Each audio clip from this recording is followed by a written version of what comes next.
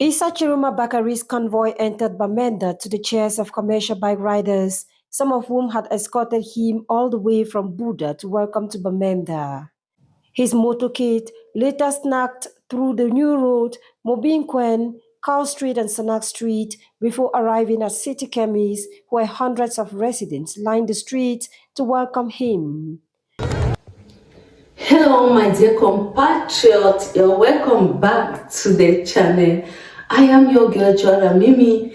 Thank you so much for always clicking. Yes, let us be fast with this. I have seen a lot of comments. People say I should enlighten them on this political party, the political leader that is like leading concerning the election. It's like leading as regards to the result of the election. Okay, we have seen a lot of polling stations considering him winning, like many Cameroonians are. He is in the lips of many Cameroonians, and other people were like, this is the same people that hurt the part of troubled Cameroon, like the part of Cameroon that have been experiencing this war for about 9 years now. They are like, he hurt them, and these people still came out in their numbers to vote for him. I want to bring this for you here. Just listen to him. He actually visited Bamenda, which is part of the troubled, and it is part of Cameroon where the war has really affected, like it has touched that town, Bamenda, which is my homeland. So I am doing this video at night because of too much pressure you're putting onto me. I said I do not want to talk about election, but I just want to bring it here because I am a Cameroonian and a patriotic Cameroonian, and because it concerns a lot of questions have concerned my homeland. So I said, let me bring it here. There are things I am not going to be saying because there's tension and I don't want to get myself implicated. Remember, I have been bringing warnings here how the ministry in charge have been warning people that are flippant when it comes to this issue of election. Remember, results are going to be published in few days. So let us listen to him and then we are going to come back. When in the capacity as a minister, I did something which disturbed, which hurt your mind. Once again, please, I want you to forgive because I apologize.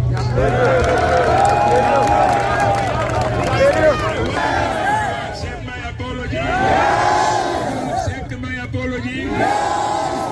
The FSNC candidate said his goal is to heal wounds and rebuild trust between citizens and the state. He promised to make Cameroon, in his own words, an enviable nation, pledging to resolve the Anglophone crisis within 12 months if elected president. Within a short period of time, I have to be able to bring this ugly, unacceptable war to an end. All actors, activists, protagonists of this, I will organize a roundtable to bring together, including those who are today in jail.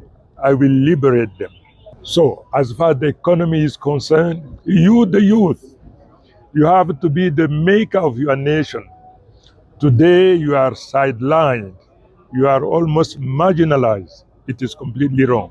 Driving through Bamenda's garbage-strewn and pothole-filled streets, Tchiroma's visit reignited questions about leadership, accountability, and the credibility of upcoming election results.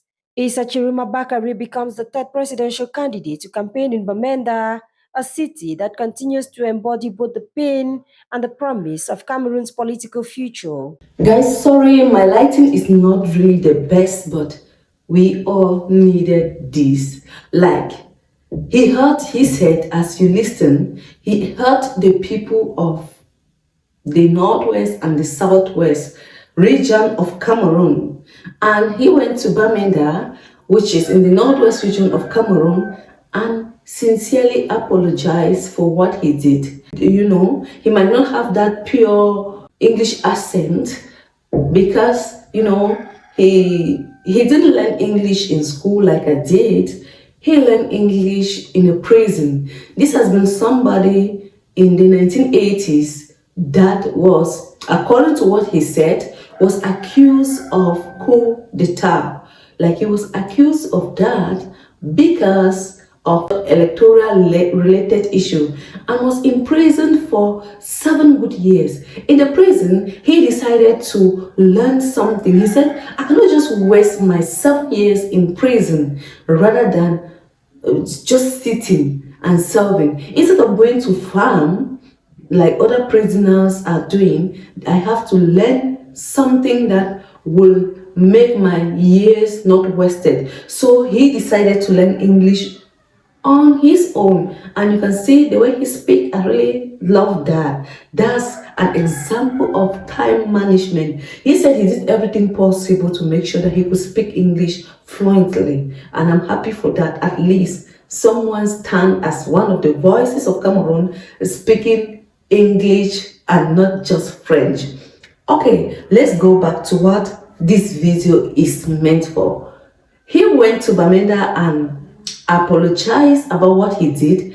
This is something that have really triggered the minds of Cameroonians, and many of them turned to love him, as I would say, because he sincerely apologized. And he said, I don't know if it is just election, like politicians talks, but he said he was being drilled to talk, like serving as a minister of communication. He's not have any say. Whenever he is given the right to address a situation, what he is going to say just come. He doesn't speak from his own regard to the issue, but the minister in charge or the ministry in charge present to him what he's going to say or respond to anything the journalist may try to ask him.